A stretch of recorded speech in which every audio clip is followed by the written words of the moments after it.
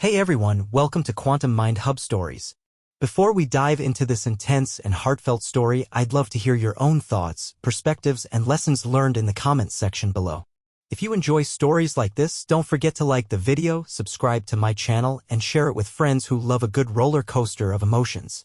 Alright, grab a comfy seat and let's get started. Lena Hart stands on the fringes of her best friend's engagement party, feeling a bit out of place among the city's high-profile socialites.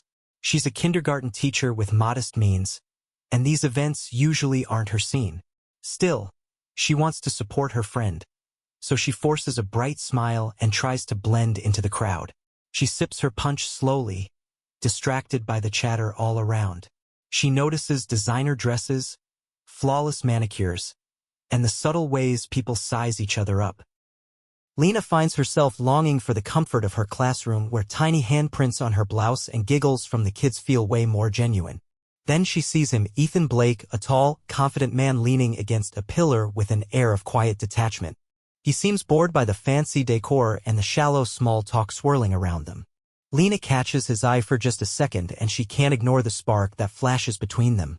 At first, she looks away, telling herself she's imagining things. But something about him draws her gaze back. Their eyes lock and the rest of the crowded room fades away like background noise in a movie scene. When a mutual acquaintance finally introduces them, his voice is calm but direct and Lena senses a guarded edge beneath his polite smile. He's apparently a wealthy tech entrepreneur, yet he doesn't brag about his success. There's a certain heaviness in his gaze, like he's tired of superficial encounters. Lena, feeling a surge of courage, cracks a silly joke about fancy parties being overrated, and he breaks into a genuine laugh. In that shared moment, they both feel an instant connection, something deeper than casual banter. As the evening progresses, they talk about everything from favorite childhood memories to Ethan's traveling experiences. Lena reveals her dream of opening a childcare center someday, and he listens with genuine interest. They slip away from the main crowd and end up in a quieter corner, where the music is softer and the laughter from other guests is just a muffled echo. The world shrinks down to just the two of them, and neither notices how quickly the night flies by. Lena and Ethan decide to step out for a breath of fresh air, feeling suffocated by all the glitz. It's that in-between time when the city is winding down but not quite asleep. Streetlights glimmer, and the distant hum of traffic adds a backdrop to their conversation. They walk side by side, bumping shoulders in an almost playful way. Lena can't help noticing how her pulse races just being near him. There's an undeniable tension lingering in the air, something delicate yet electric. They grab a quick bite from a late-night food truck. She's self-conscious about dribbling sauce on her dress, while he jokes about never eating anything this real at events. He offers her a napkin and their fingers brush, sending a jolt through both of them. This unspoken pull hangs between them, growing more intense with every passing minute. By the time they reach his hotel, a sleek high-rise with bright glass windows reflecting the moon, they both know there's something bigger than just a night of innocent chatter going on. The invite upstairs feels natural, not forced. In the elevator, neither says much, but the heat in the small space speaks volumes. There's no mention of last names, no exchanging of phone numbers. Maybe it's the thrill of anonymity, or maybe it's because everything feels too perfect to complicate with real-life details. Inside the suite, city lights shine through the window, painting ghostly patterns on the plush carpet. Their conversation from earlier echoes in the silence, words about dreams and goals and regrets. Lena feels a knot in her chest, part excitement, part nervousness. She tells herself it's just one night, a little escape from reality. She deserves something magical even if it's fleeting. Their connection is raw, tender, and urgent all at once. It's like they're both running from something in their usual lives and tonight they can finally breathe. When the moment comes for closeness, there's no hesitation. They share a night that's equal parts passion and comfort, feeling oddly safe in each other's arms. Then, as the moon dips and dawn approaches, the tension fades into a serene hush as though the world has paused just for them. Lena wakes up to a quiet suite. The sun's gentle glow peeks through the curtains, and she drowsily reaches for Ethan's warmth, only to find empty sheets. At first, she panics, wondering if she's been abandoned. Then she notices a short note on the nightstand. It's scribbled in a hurried hand. Had an urgent flight. Sorry to leave so early. Stay as long as you want. She traces the words, trying to decode some hidden meaning. Did he really have to leave? Or was this just a typical excuse?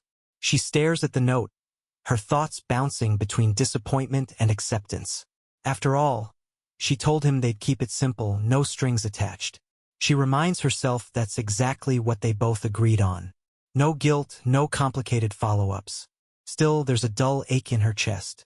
She brushes it off, telling herself it's just the afterglow of a special night that ended too soon. Getting dressed, she notices small details. His cologne in the air, an extra pillow with the faint imprint of his head. She feels a pang she can't quite explain. In the bathroom mirror, she sees herself wearing a tired smile. Normally, she'd question her actions or feel regrets, but this time she chooses gratitude. She's grateful for that rare sense of connection she found, however brief. She leaves the suite quietly, passing through the hotel lobby where staff barely glance at her. Outside, morning traffic bustles.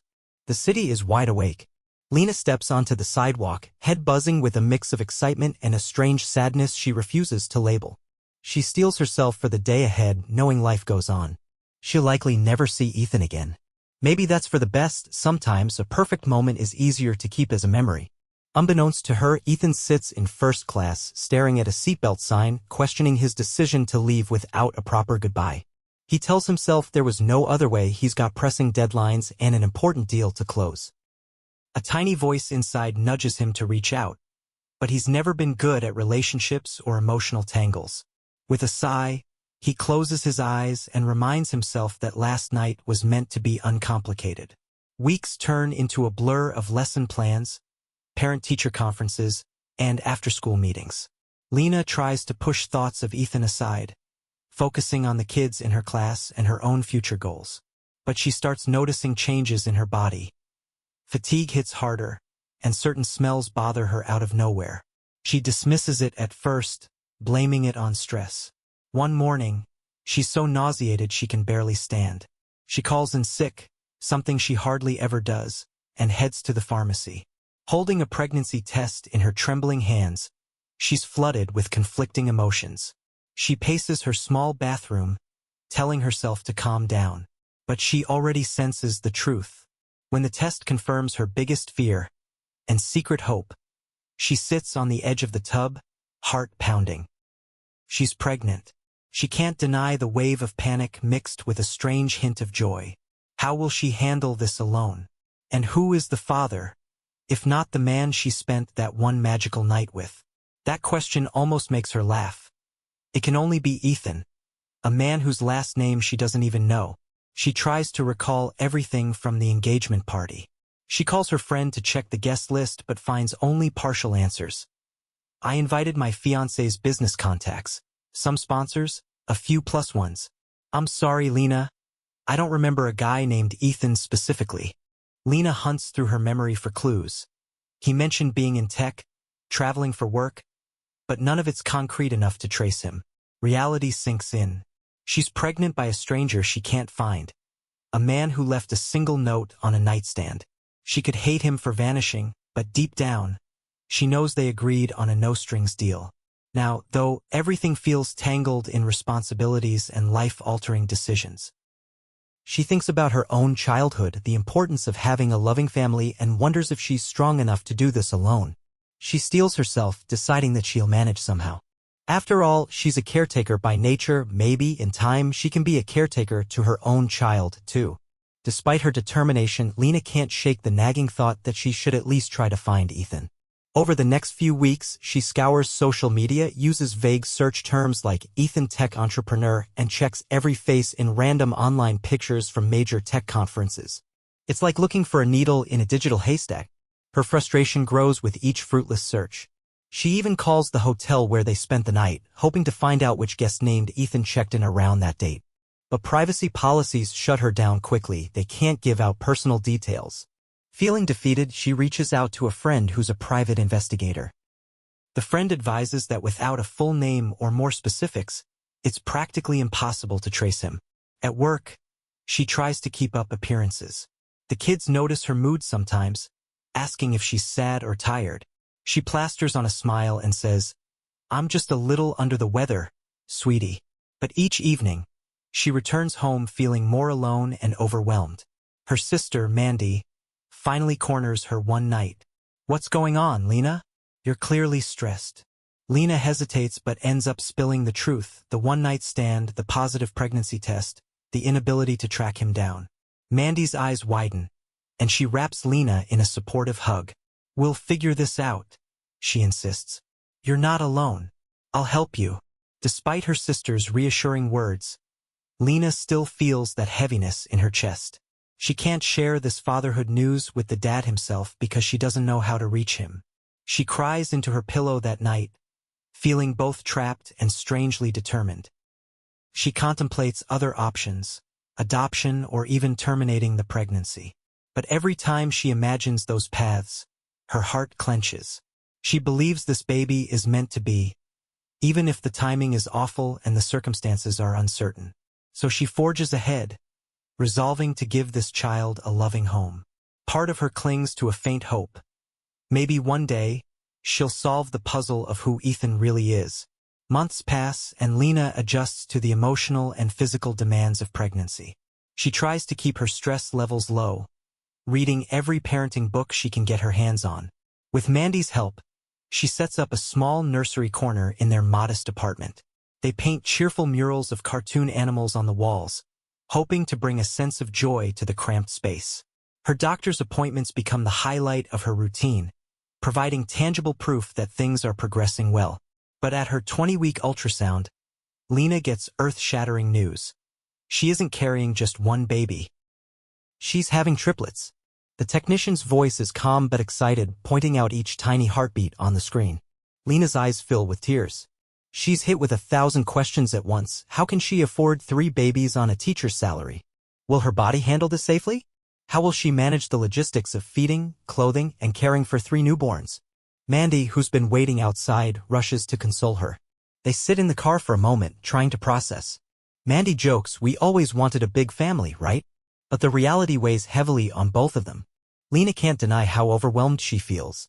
She knows she's about to embark on a journey that's tougher than anything she's faced. Yet, despite the fears, a protective love blossoms in her heart for these babies. Financial worries loom large. She looks into every possible government aid or assistance program. She researches community resources, second-hand baby item swaps, and leans on friends who offer old cribs, strollers, and car seats. Still, the demands of triplets feel gargantuan. Sometimes, late at night, she thinks about Ethan. If only she could find him and let him know. Perhaps he'd support her or at least share the load. But that door seems locked, and she has no key. Faced with uncertainty, Lena decides she'll do whatever it takes to give these babies a good life. If she has to work extra shifts, she'll do it. If she must put her dream of opening a childcare center on hold, she'll set it aside. She refuses to crumble under her circumstances, pushing forward with the quiet determination that has always guided her. Finally, the day arrives earlier than expected. Lena goes into labor and is rushed to the hospital, fear and excitement battling within her. Medical staff whirl around, prepping her for a high-risk multiple birth. Mandy holds her hand, whispering encouragement. Hours of agonizing contractions later, Lena hears the first cry, then another, then another. She's too exhausted to speak, but tears stream down her face, carrying both relief and wonder. She gives birth to 3 healthy baby boys, each so strikingly similar it's like looking at 3 tiny mirrors. The nurses marvel at the triplets' uncanny resemblance to one another, and, though unspoken, to the mystery father. Lena cradles them one by one, whispering names she's carefully chosen: Theo, Max, and Liam. She's overwhelmed by a rush of protectiveness, love, and a dash of panic for the road ahead. In the recovery room, Mandy joins her in cooing over the babies. "They're all so perfect," Mandy says, eyes shining. For a brief moment, Lena forgets the financial strain, the sleepless nights to come, and the absence of a partner. She's just a mother basking in the miracle of new life. The hospital staff takes turns peeking in, curious about the new mother of triplets. They praise Lena's resilience, though she feels more terrified than strong. When she's finally discharged, her sister arranges a ride home. Lena sits in the back seat with 3 tiny car seats, feeling more vulnerable than ever. She quietly wonders if Ethan is somewhere out there, living his own life, completely unaware he's just become a father times 3. It's a question she'll likely never get answered, but she can't help the pang in her chest. Once settled at home, chaos begins. 3 simultaneous cries echo through the apartment at feeding time. Diapers pile up at lightning speed. Lena barely sleeps, catnapping here and there. Yet, every time she holds one of her sons against her chest, she senses a profound gratitude for her unexpected family. If nothing else, she's determined to give them the best love and care she can muster, even if she has to do it all by herself. Life becomes a whirlwind of bottle prep, laundry, and lullabies. Each day feels like a marathon, but Lena soldiers on, fueled by maternal love and sheer determination. She tries to pick up part-time shifts at a local tutoring center, but juggling 3 infants leaves her drained. Mandy helps whenever she can, but she works full-time too. Their cozy apartment transforms into baby central, cribs, bouncers, and endless stacks of formula cans. Lena budgets every penny, cutting out any luxury she once allowed herself. Forget dining out or new clothes. Every spare dime goes to essentials. She attends free parenting workshops, scanning secondhand forums for leftover baby supplies. It's humbling but necessary. Some nights, she breaks down, tears streaming while she's folding tiny onesies. "I can't do this alone," she whispers, though she has no choice but to keep going. The triplets grow fast, and with each passing month, they reveal different personalities. Theo is calm and observant, Max is curious and fearless, and Liam is always smiling, fascinated by the simplest things. Their laughter makes the sleepless nights worth it. In quieter moments, Lena imagines how Ethan would react to them. Would he be the doting dad who reads bedtime stories, or the distant father who writes checks from afar? She banishes the thought quickly, focusing on what's real and present. Sometimes, she's haunted by the feeling that she's shortchanging them because they don't have a father figure. But she reminds herself that many single parents do an amazing job. She forms a little community with other moms from the parenting workshops, trading babysitting favors and sharing tips on how to handle triple the mischief. They become her emotional support system, reminding her she isn't truly alone. Despite the hardships, Lena starts to see a light ahead. She might not be living her dream of opening a child care center right now, but she's nurturing 3 beautiful souls. She's building resilience, forming bonds that no amount of money could buy. If she's learned anything, it's that real strength isn't about never falling, it's about always finding a way to stand back up. As the triplets inch toward toddlerhood, Lena's daydream of opening a child care center keeps nudging her. She imagines a bright, colorful space where kids feel safe and parents feel supported. But every time she looks at her bank statement, reality smacks her in the face. She's barely covering rent and baby expenses, let alone saving for a business. The dream stays on the back burner, simmering in her mind. Still, she doesn't let the spark die. She creates a makeshift version in her living room, filling it with educational toys, murals, and little reading corners. Friends who visit see the passion in her eyes. "One day, you'll run your own place," they tell her. She hopes so, but tries not to pin her happiness on a future that feels so far out of reach. Meanwhile, each boy's unique personality blooms. Theo forms full sentences early, always asking questions like, "Why sky blue?" Liam loves to sing along with jingles, clapping his tiny hands. Max is the adventurous one, climbing every piece of furniture he can. Lena lives for these small milestones, capturing each moment on her phone to watch late at night when she needs a reminder of why she works so hard. Financially, times get tougher. Formula expenses give way to bigger grocery bills as the boys switch to solid foods. Lena takes on odd jobs, online tutoring, babysitting other children, even a brief stint cleaning offices after hours. Mandy tries to help cover some utility bills, but it's never enough to truly get ahead. One evening, Lena stumbles across old photos of that engagement party. She sees a snapshot of Ethan in the background, partially blurred. Her heart lurches. There he is, the father of her kids, an almost ghostly presence in her life. She wonders if he's still out there, building his tech empire or traveling the world. Does he ever think of that night? She closes her laptop and stares at the wall, murmuring a silent wish. "I hope you're happy wherever you are." Then she returns to triple bedtime routines, singing lullabies until she's the only one still awake. Across town, Ethan Blake stands in the sprawling lobby of his ever-expanding tech headquarters. Towering windows overlook the city, reflecting the kind of success he once only dreamed of. Now, that dream is his daily reality: lavish offices, countless employees, and a schedule jam-packed with international meetings. Yet he can't shake a subtle emptiness gnawing at him. Outside investors adore him for his visionary products, and the media praises him as a young mogul. But all the accolades feel hollow sometimes. Late at night, he sits alone in his penthouse suite, scanning business reports and ignoring the loneliness creeping in. There's a memory that resurfaces now and then. A woman with kind eyes, a laugh that felt genuine, and a warm spirit that matched his in ways few people have. He remembers her name was Lena, but that's all he's got. In the years since that engagement party, his life moved at light speed. Deals closed, expansions happened, and profits soared. He tried dating here and there, but nothing stuck. Every relationship felt superficial, overshadowed by work. Sometimes, he recalls that single night of clarity when he felt truly at ease, connecting with someone on more than a surface level. He rummages through old photo albums, mostly work events, product launches, and philanthropic galas. He hopes he might spot her face, but no luck. At times, he berates himself for not pushing to find her. He wonders if she even thinks about him at all. Then, business calls demand his attention, pulling him back into the daily grind. Ethan's philanthropic side also takes shape. He sets up a charity wing focused on education, remembering how Lena once mentioned her dream of helping kids. He doesn't fully understand why he's driven to do this, but it gives him some purpose beyond profit margins.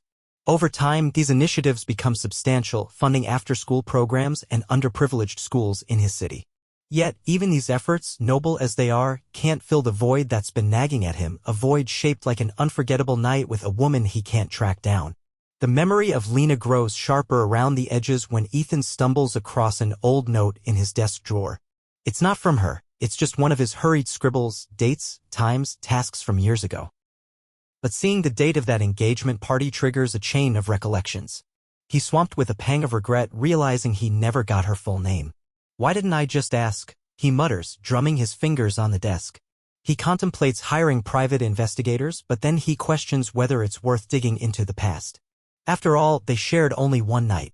She might have moved on, found someone else, or maybe she's living her own dreams without a second thought about him. The fear of rejection or the possibility of complicating her life keeps him from taking any concrete action. So he lets the plan float in limbo, overshadowed by daily demands. His philanthropic activities keep expanding, earning him a reputation as a benevolent tech titan. He sponsors literacy programs and invests in local community fairs that focus on children's education. People applaud his generosity, yet he feels a bit like an imposter because his motivation, while partially genuine, also stems from something deeply personal he can't quite put into words. Ethan's board of directors encourages him to keep a public profile. They say it's good for business if he's seen not just as a billionaire but as a champion of social causes. He obliges, though he can't stand the way some philanthropic events turn into publicity circuses. He'd rather connect with people authentically, the way he once did with Lena. Late one night, he gazes out over the city from his penthouse. Bright skyscraper lights pierce the darkness, and he can't help but wonder if somewhere out there, Lena's looking at the same skyline. He traces the outline of the tallest building, feeling a swirl of longing for something he can't quite name. Then he shakes himself out of it, closing the curtains and returning to the life he's built. An empire that sometimes feels like it stands on pillars of sand. 5 long years slip by like pages turning in a fast-paced book. Lena's triplets, now lively 5-year-olds, chatter nonstop about everything they learn at kindergarten. Each boy has grown into his own little person, though their identical looks still amaze everyone around them. People often ask in hushed tones if they're quadruplets because they swear they see a carbon copy of these kids in some man or another. Lena laughs it off but always feels a little twinge when people mention their father. She's managed to get a teaching position at a public elementary school, which grants her a modest but steady paycheck. Better yet, she's at the same campus her sons attend, so she keeps an eye on them. They adapt well to school, though Max's daredevil streak has him climbing monkey bars in ways that scare the other moms. Theo is the little professor constantly quizzing teachers about how the solar system works, while Liam's the kid everyone loves because he's always smiling and offering to share crayons. Behind the scenes, Lena still struggles financially. Daycare costs for 3 kids have been replaced by school supplies, field trip fees, and endless groceries for growing boys. She's also inching closer to her childcare center dream, slowly building a small savings account. It's not much, but she's determined to make it happen someday, maybe turning her living room ideas into a full-blown community facility. Meanwhile, Ethan's empire has spread internationally. He's opened offices in multiple countries and his face graces business magazines. But with success comes even more obligations, leaving him juggling philanthropic appearances and boardroom chaos. He's had a handful of relationships that fizzled out due to his unavailability, emotional or otherwise. Late nights still find him wondering about Lena, even though he's nearly convinced himself that she's a figment of a distant memory. No one could predict the twist of fate that's about to unfold. Sometimes life weaves invisible threads, pulling people together at just the right moment. And neither Lena nor Ethan suspects that their next encounter lies just around the corner, ready to upend everything they think they know. The local community fair buzzes with excitement, offering booths for arts, crafts, educational programs, and local businesses. It's the sort of grassroots event that brings families together under a warm sun. Lena volunteers at the school's booth, which showcases student art projects and literacy initiatives. The fair also receives a big sponsorship from a high-profile donor, a tech millionaire's philanthropic foundation. Lena doesn't pay much attention to who's funding it. She's too busy setting up colorful displays. A stage stands at the center of the fairgrounds, where guest speakers cycle in to talk about community building and future projects. Lena hears scattered announcements over the PA system. Up next, we have Mr. Ethan Blake from the Blake Education Foundation. She's vaguely aware someone important is speaking, but her focus remains on helping her triplets, who are running around excitedly. They've discovered face painting and balloon animals, and they keep rushing back to her, showing off each new painted dragon or dog. Then she glances toward the stage. Even from a distance, something about the speaker's posture rings familiar. She narrows her eyes, adjusting her gaze. Could it be? The voice over the microphone is calm, self-assured. As he thanks the community for their support, he flashes a smile that triggers a memory Lena thought she'd locked away. Her heart thuds heavily. It's Ethan. She recognizes him even more clearly when he steps away from the mic to greet a few people. Shock paralyzes her for a moment. She sees the triplets dart through the crowd, weaving between people. In a split second, Ethan's gaze sweeps over the assembled families. His eyes land on the 3 identical boys, each with the same hair, the same slight tilt of the head. He looks perplexed, almost thunderstruck, as if he's glimpsing ghosts. When his eyes trace their path back to the woman they're running toward, he freezes. Lena's breath catches in her throat. It's a moment of recognition so intense that the fair, the stage, the crowd all fade into background blur. She's face to face with the man she couldn't find for 5 years. And in that split second, everything shifts, like the universe itself just held its breath, waiting to see what happens next. Ethan descends the stage steps, eyes locked on Lena and the 3 identical boys. He weaves through the crowd, polite nods turning into quick apologies as he bumps into people. Lena stands there, clutching a coloring book one of her kids handed her. Her heart feels like it'll leap out of her chest. She wants to flee, to hide, but her feet stay rooted in place. When Ethan finally stands before her, the roar of the fair goes muffled. She notices the tension in his jaw, the flash of confusion, and something like longing in his eyes. She's not sure who should speak first, but the moment cracks open when Max tugs on her sleeve, pointing at Ethan. "Mommy, who's that?" he asks, loud enough for the question to hang in the air between them. Ethan crouches to the boy's eye level, trying to steady his shaking hands. "Hey there," he says quietly. Theo studies him intently, Liam gives a shy smile, and Max stares in curiosity. Lena, feeling protective, pulls them closer. She can't quite bring herself to say it, "This is your father." Instead, she clears her throat, "We should talk somewhere private." They take a few awkward steps away from the crowd, finding a quieter spot near a row of potted plants. Ethan's first question tumbles out in a hushed but urgent tone. Are they mine?" Lena looks down at the boys, who seem utterly oblivious to the gravity of the moment. She hesitates, then nods. "Ethan, I tried to find you." Her voice catches. He's pale, eyes scanning the boys as if searching for any hint of doubt, but the resemblance is undeniable. He lets out a shaky exhale, raking a hand through his hair. Why? Why didn't you try harder, or? He can't even complete the question. Lena stiffens, feeling a sting of hurt. Do you think it was easy? She snaps, her voice quivering. I had nothing to go on. I barely knew your name, and you left before dawn.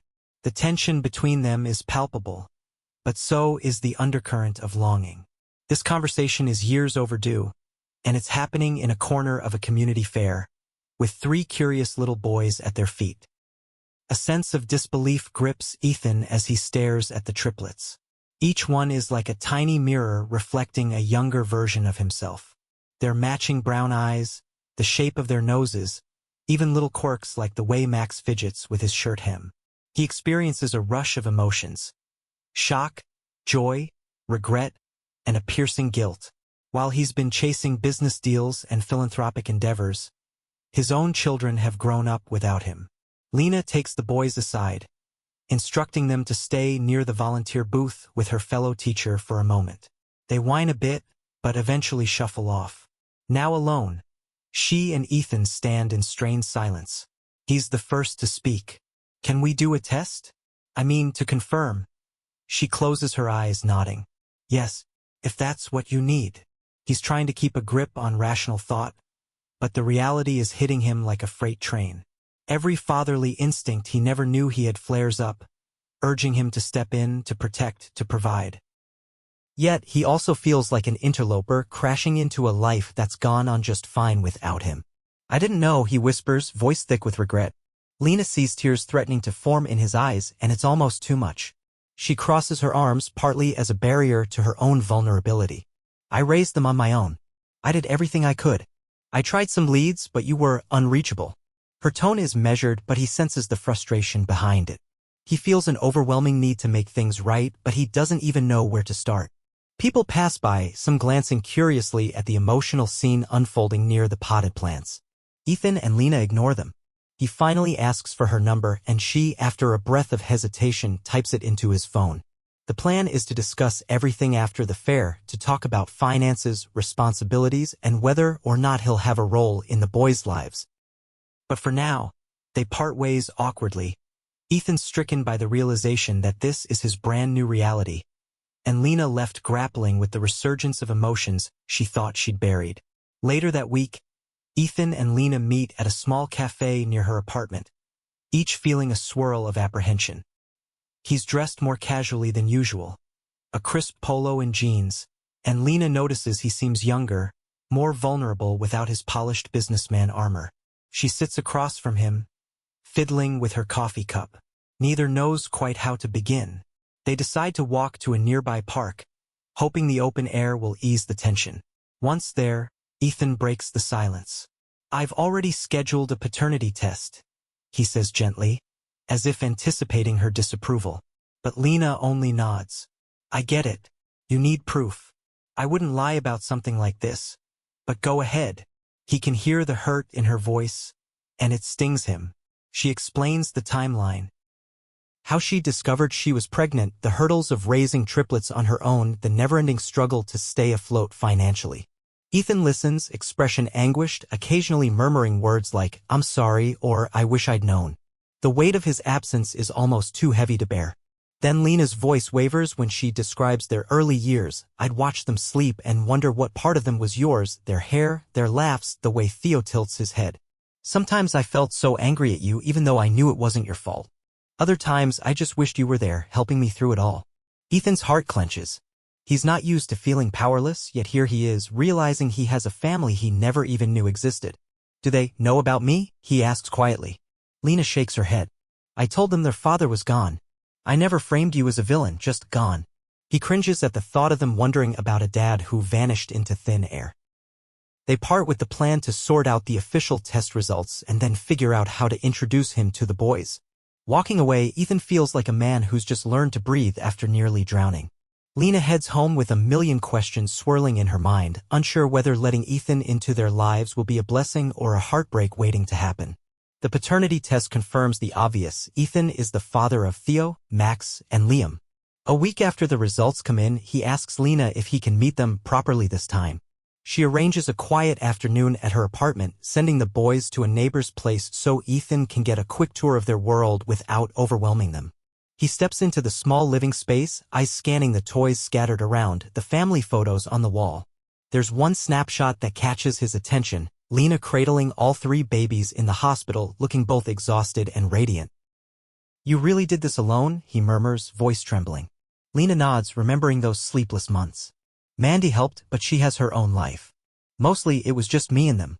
She shows him the nursery corner she set up in the early days, now converted into a space for coloring and crafts.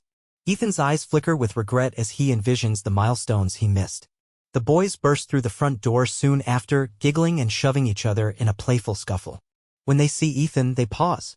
Lena gently introduces him as someone special, a friend she wants them to get to know. Theo, always the curious one, tugs on Ethan's hand. "You have a big house, like a castle?" he asks out of nowhere. Ethan laughs nervously. "Well, it's an apartment in a tall building, but maybe it feels like a castle sometimes." Max scrutinizes him, then asks, "Do you have any toys?" Ethan grins, admitting he might have a few, but they're more like tech gadgets. Liam just smiles and shyly holds out a stuffed giraffe as if offering a peace treaty. The scene feels surreal. Ethan interacts with them cautiously, uncertain how to navigate this sudden role as dad. He tries not to bombard them with affection, worried he'll spook them. Lena watches from the side, her emotions churning. On one hand, she sees the spark of connection forming, and it warms her heart. On the other, she's terrified. What if he swoops in only to disappear again? The afternoon ends with a sense of promise, but also 1,000 unspoken fears. Ethan's first instinct is to fix things with the kind of efficiency he's used to in business. He offers financial help, suggesting they move to a bigger place, maybe hire a nanny to ease Lena's burden. She stiffens at the suggestion. "I'm not a charity case," she says bluntly, offended at the idea of being another line item in his philanthropic ledger. He backtracks, trying to clarify that he just wants to support them in any way he can. But the conversation reveals a deeper gap in their viewpoints. Ethan's used to wielding money to solve problems, whereas Lena has learned to be fiercely independent. Still, she concedes that some help with the kids' expenses would be a relief. She'll accept child support, but she's not budging from her little apartment just yet. Days roll by, and Ethan tries to find the right balance between offering resources and respecting Lena's boundaries. He calls daily to check on the boys, or visits after work to read them bedtime stories. The boys are torn between excitement over this new grown-up friend and a bit of wariness because he's not part of their routine. Sometimes they ask Lena questions she can't easily answer. Why is he around now? Why didn't he come earlier? She keeps her answers simple, saying life kept them apart, but now they're trying to fix that. Behind the scenes, Ethan grapples with guilt. He meets with lawyers to figure out the legal aspects of custody and financial support, but he doesn't want to strong-arm Lena with legal documents. He confides in a close friend who advises him to slow down and earn the kids' trust, not just their mothers. One evening, he brings over a high-tech toy robot, thinking it'll amuse them. The boys are indeed fascinated, but Lena pulls Ethan aside. "They need you more than fancy gadgets," she whispers. "Sit with them, play with them on their level. Let them show you their world." Her words hit him hard. He realizes he can't just buy his way into fatherhood. If he wants a real bond, he has to be present, genuinely present, in ways he's never been before. Determined to connect, Ethan starts simple. He comes over on Saturday mornings to cook breakfast with the kids. It's a messy affair. Pancake batter spills, eggshells end up in the bowl, and the kitchen looks like a war zone by the time they're done. But the boys love it, giggling whenever Ethan pretends to be a mad scientist whipping up a pancake potion. During these sessions, Lena watches from a corner, finally allowing herself a cautious smile. She sees Ethan kneeling beside Theo, carefully explaining how to crack an egg. Max tries to whisk batter with so much energy that lumps fly everywhere. Liam hums a silly tune while sprinkling blueberries. For once, her tiny apartment feels like a home bursting with warmth. The more Ethan invests his time, the more the triplets respond. They start asking him to join them for story time or to watch them build forts out of pillows. Each boy reveals a new layer of personality. Theo demands scientific explanations for why the pancake batter turns solid. Max tries to impress Ethan with his daredevil stunts, jumping off the couch to land in a makeshift cushion pit. Liam snuggles close, beaming WHE. Never Ethan calls him buddy. But progress isn't linear. Sometimes the kids get overwhelmed, struggling with the new dynamic. Theo might suddenly burst into tears, worried Ethan will disappear again. Or Max might throw a tantrum when Ethan's phone rings and he has to take a business call, feeling overshadowed by the man's busy life. Ethan learns the hard way that parenting is a dance, 2 steps forward, 1 step back. Meanwhile, Lena can't help reevaluating her feelings. Seeing Ethan step up triggers emotions she tried to bury, hurt, regret, and a flicker of something resembling fondness. She wrestles with whether she can forgive him for being absent even if it wasn't entirely his fault. Late at night, she revisits memories of that one magical evening, feeling both nostalgic and afraid of reopening her heart. One evening, the tension that's been simmering finally boils over. Lena finds out that Ethan offered to donate a substantial sum to the school's early child care program in her name. The principal gushes about his generosity, praising Lena for inspiring such a donation. She storms into Ethan's office the next day, fuming. He's caught off guard when she marches through the glass doors. "You went behind my back," she accuses, voice shaking with anger. "You're trying to solve everything with money again." She refuses to be seen as some beneficiary of his wealth. Ethan tries to explain.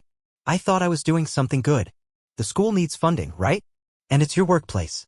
But Lena's not having it. She's fought too long and too hard to preserve her dignity. "Do you think I'm some damsel in distress you have to rescue? That's not what I want." He steps around his massive desk, the city skyline visible behind him. "You're misunderstanding," he says quietly, though he looks genuinely rattled. "I'm not trying to control you or brag. I just want to help make your life easier." She softens slightly at his tone, but the stubborn pride that helped her survive these past years won't let her fully relent. They go back and forth, each trying to prove their point. In the end, they reach a fragile truce. Ethan will respect Lena's wishes about when and how to offer support, and Lena will try to understand that his intentions aren't to undermine her independence. They both realize they have a lot to learn about navigating this new partnership, for the children's sake if nothing else. At home, Lena locks herself in her room for a moment, taking deep breaths to calm down. She wonders if her inability to accept help might end up hurting the boys. She's also nervous about letting Ethan too far into her heart, afraid she'll lose the self-reliance she's fought so hard to build. Meanwhile, Ethan sits in his office, staring at the city lights, feeling the sting of rejection mixed with an even stronger resolve to be there for the family he nearly lost. Ethan decides to meet Lena halfway, quite literally.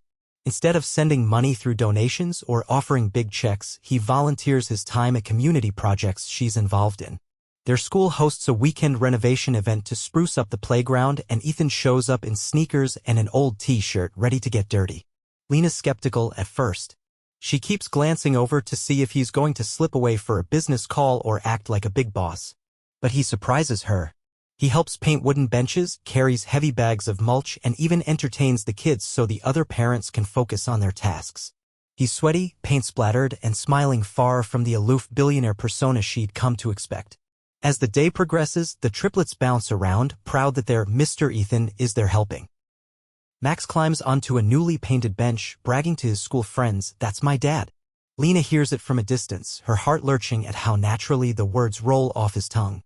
For the first time, she allows herself to imagine them as a real family, maybe not the conventional kind, but a loving unit nonetheless. That evening, while everyone packs up, Ethan and Lena walk side by side through the newly improved playground. The conversation flows more easily. She admits she's impressed by how hard he worked. He laughs, rolling his stiff shoulders. "I'll be feeling this in the morning," he jokes, "but it's worth it." They talk about the child care center she still dreams of opening. This time, instead of offering money, Ethan asks questions. What's her vision? How big does she want it to be? Does she have a curriculum in mind? Lena opens up, describing a place that serves both kids and parents, maybe with a resource library, nutritious meal plans, and workshops for young moms. For once, she feels he's listening without trying to fix everything with a blank check. And in that moment, an unspoken bridge forms between them, built on mutual respect and the shared love for their 3 vibrant boys. Summer break arrives, and Lena finds herself with a bit more time to breathe. The triplets are home all day, of course, so break might be an overstatement, but at least she's off from teaching duties. Ethan suggests they take the boys on a weekend getaway, a family-oriented resort just an hour out of the city. Lena hesitates, worried about the cost, but he assures her he's got it covered. After some debate, she reluctantly agrees, deciding the boys deserve a small vacation. They pile into Ethan's SUV, the triplets wiggling with excitement, pointing out every cow and billboard on the way. Lena sits in the passenger seat, gripping the door handle nervously. She's still not used to letting someone else take control. But Ethan keeps glancing over to check if she's comfortable, adjusting the air conditioning if she seems too warm. It's a small gesture, yet it reassures her. The resort is cozy, not one of those glitzy spots Ethan might typically choose. It has a large pool, a mini golf course, and a kids' activity center. The boys jump in the pool almost immediately, splashing each other while Ethan tries to keep them from cannonballing too close to the other guests. Lena lounges on a chair, letting the sun warm her, a rare moment of relaxation. She smiles as she watches Ethan flounder a bit, trying to herd 3 energetic 5-year-olds. In the evening, they sit around a campfire area where families roast marshmallows and sing songs. Theo begs Ethan to tell a scary story, but Lena insists on something mild. The triplets listen wide-eyed, enthralled by a silly ghost tale that ends with the ghost actually being friendly. At one point, Liam climbs into Ethan's lap, lulled by the crackling fire and the soft glow of the embers. Ethan holds him close, his expression a blend of awe and contentment. Lena feels a swell of emotion. This is what she always dreamed of, a sense of family unity, even if it took a winding road to get here. She catches Ethan's eye across the fire, and for the first time she sees him not as the elusive stranger from years ago, but as a partner in this complicated journey. Once they're back from the weekend trip, life returns to its usual hustle. But something has shifted for both Lena and Ethan. They've experienced a glimpse of what family life could be, and the taste of it leaves them craving more. The triplets won't stop talking about the trip. Max brags about tackling Dad in the pool, Theo recounts every detail of the mini golf course, and Liam hums the campfire songs daily. At bedtime, Ethan starts showing up more regularly, reading stories before tucking the boys in. Sometimes he and Lena linger in the hallway afterward, chatting about little things like the new words the kids learned or funny comments they made. The distance between them, both emotional and physical, seems to shrink ever so slightly. One night, Lena is cleaning up the living room after the boys have gone to bed. She hears a knock on the door. Ethan stands there holding a small box. "I wanted to give you this," he says, stepping inside awkwardly. "It's not money, I promise." She raises an eyebrow, curious. She opens the box to find a handmade card with a note. Inside, there's a simple certificate for a parenting course they can take together. Lena's eyes well up.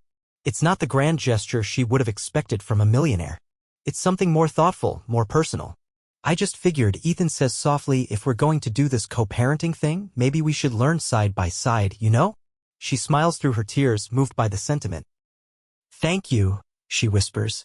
They sit on the couch, flipping through the course brochure. It covers everything from communication strategies to discipline approaches. They laugh at some of the cheesy photos inside, stock images of overly cheerful families. But beneath the laughter, there's an undercurrent of hope. They talk about the future in a way that feels collaborative for the first time. Before Ethan leaves, there's a moment of charged silence by the door. Lena wonders if he'll lean in, wonders if she wants him to. But he simply places a gentle hand on her shoulder and says, "Good night, Lena. See you tomorrow." She closes the door with a mix of relief and a touch of longing, not quite sure where their fragile connection might lead.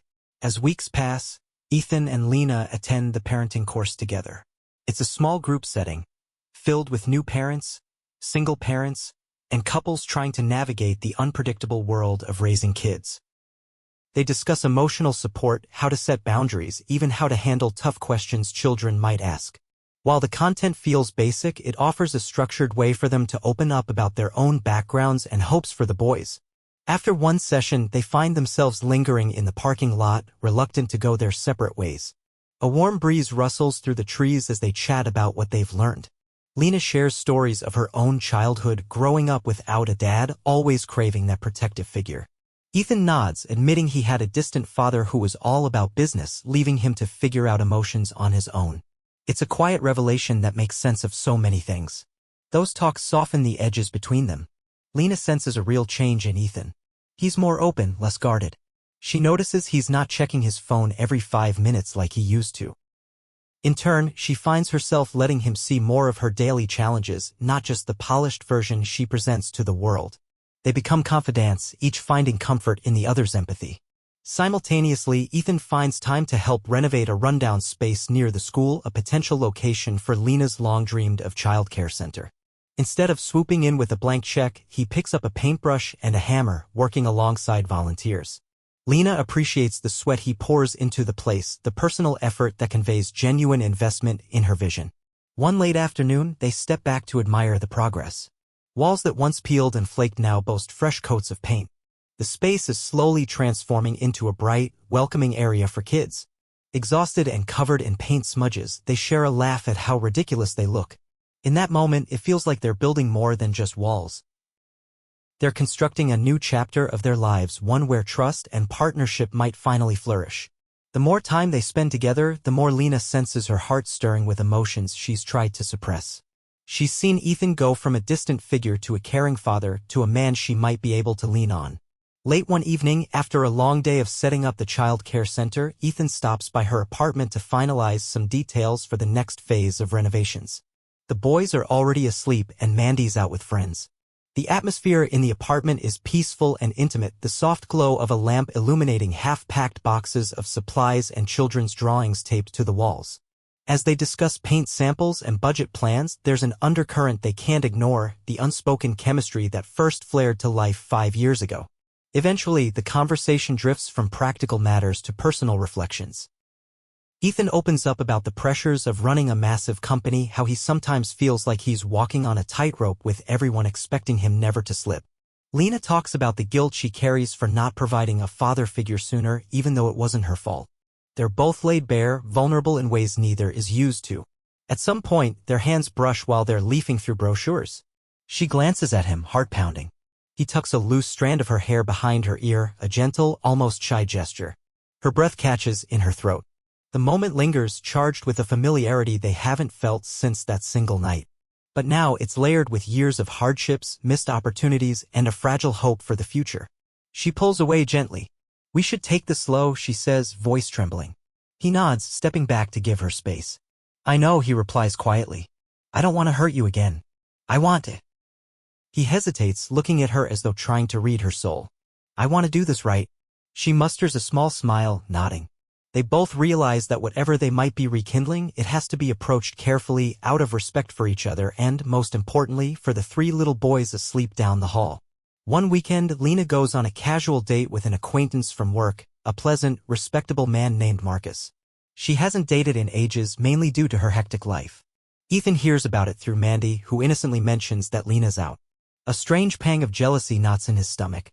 He tries to brush it off as irrational, but he can't deny the surge of protectiveness or possessiveness that flares up. When Lena returns home, Ethan is already there, having dropped by to bring some new books for the boys. She finds him in the living room, reading to Theo, Max, and Liam, who are giggling away. She notices his forced smile, the tension in his shoulders, and senses something's off. She gently ushers the boys to Mandy's room, telling them Aunt Mandy will keep them busy for a bit. Alone with Ethan, she raises an eyebrow. "Everything okay?" He shrugs, trying to appear nonchalant. "Heard you had a date." His tone is casual, but the stiffness says otherwise. Lena folds her arms. "I did." "And?" she challenges. He hesitates, clearly battling an internal conflict. "I guess I just," he exhales, raking a hand through his hair. "I don't have any right to feel this way. We're not officially together. But it just bothers me." Her heart beats a little faster. She didn't expect this. For a moment, she feels a warm flush that maybe Ethan truly cares, but she also remembers the heartache. "I understand," she says softly, "but I'm also trying to figure out my life, Ethan. We're not exactly a couple. We're co-parents, and we never really established anything else." He nods, swallowing hard. "I know. And I'm not demanding exclusivity or anything. He sighs, looking vulnerable. "I'm scared to lose what we're building here." Lena places a hand on his arm. "We don't have to figure it all out tonight. Let's just keep being honest with each other, okay?" She walks him to the door, both of them weighed down by an unspoken agreement that they have something worth preserving, but the shape of it remains uncertain. A few weeks later, the school organizes a family night, complete with a mini performance by the kids and a small fundraiser for the upcoming academic year. Heavy clouds gather overhead, threatening rain. Ethan rushes from a board meeting, determined to make it in time for the triplets' performance. Lena waits anxiously in the auditorium, saved seats beside her for Ethan. She secretly hopes he can slip away from his busy schedule. He arrives just as the lights dim, sliding into the seat next to Lena, breathing a sigh of relief. The performance goes off adorably. Theo, Max, and Liam wave enthusiastically whenever they spot their mom or dad in the crowd. The thunder outside grows louder, and by the time the event concludes, it's pouring. Everyone rushes to their cars under umbrellas or coats. But Ethan and Lena linger behind, helping clean up. By the time they step outside, the parking lot is nearly empty, and the rain is coming down in torrents. They break into a sprint to the far corner of the lot where their cars are parked, laughing as they get drenched. Breathless, they reach Lena's car first, water dripping from their hair and clothes. Ethan hesitates, then wraps his jacket around her, though it's already soaked. She chuckles at the futile gesture, lightning flashing in the distance.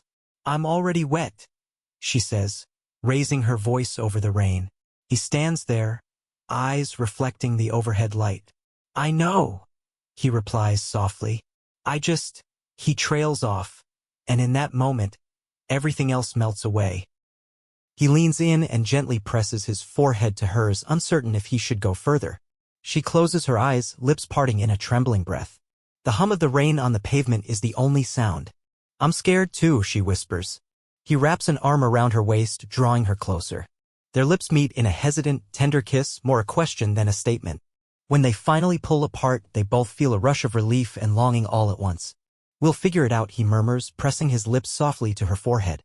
And for the first time, she believes him. Their newfound closeness doesn't erase all challenges, but it does make facing them more bearable. Ethan and Lena decide to plan a short trip for the family, this time to a nearby nature reserve. They pack the boys into Ethan's SUV once again, along with sandwiches, snacks, and first aid kits, just in case. The day is bright and clear, a welcome relief from the stormy night they shared.